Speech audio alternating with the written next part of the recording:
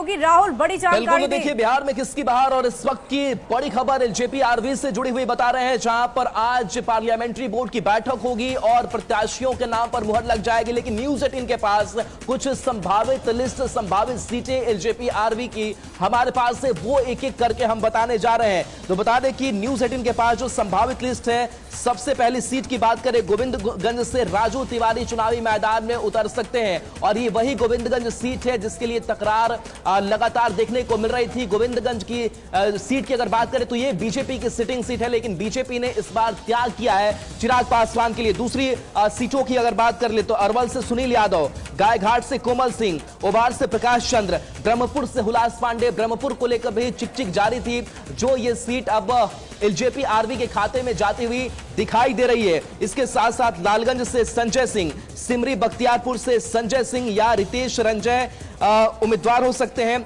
बखरी से संजय पासवान का नाम है, मखदूम से रानी कुमारी। इसके साथ साथ कुछ और बाकी सीटों की अगर बात करें तो बोधगया, दानापुर, रोसड़ा, ये सीट और उम्मीदवार फाइनल किए जा सकते हैं। तो बड़ी खबर जो पार्लियामेंट्री बोर्ड में आज हरी झंडी इस पर मिल जाएगी। राहुल, आपको रोकना चाहूंगी, इस पूरी खबर की देख जानकारी ले लेती हूँ। विनीता मिश्रा, न्यूज 18 संवाददाता, लगातार हमारे साथ बनी हुई। विनीता, ये बताइए कि बहुत सारी सीटों का त्याग कर बीजेपी ने चिराग पासवान की महत्वाकांक्षा को पूरा किया है, उनकी उम्मीदों को पूरा किया है। कौन कौन सी वैसी सीटें हैं जिसको लेकर चिराग पासवान अड़िग थे और आखिरकार उन्हें सफलता मिल गई है, वो सीटें चिराग के खाते में चली गई है?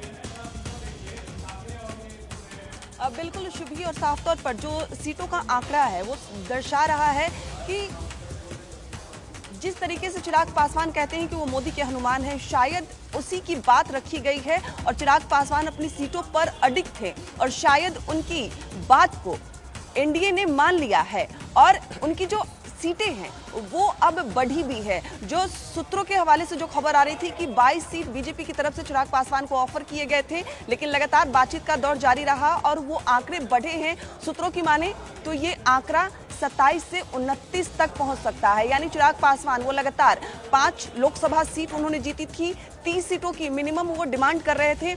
ऐसे में लगभग वो आंकड़ा पहुंच सकता है सूत्रों की माने।